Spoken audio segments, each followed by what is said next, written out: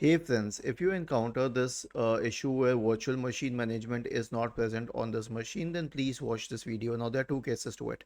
The first one is if you're using an organization based PC, and the second one is if you're using a home PC. So if you're using an organization based PC, then here's what you have to do. Search for Windows features in the Windows search bar and go and click on turn Windows features on or off. Now scroll down and you will find the Windows Hypervisor platform. Turn this on and click on OK. But here's one more thing.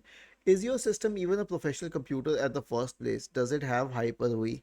If it does not have that, then can you even use virtual machine on this? And if you have all the hardware, okay, do you even have the virtual machine software compatibility on your computer? So there are a lot of questions which pop up here.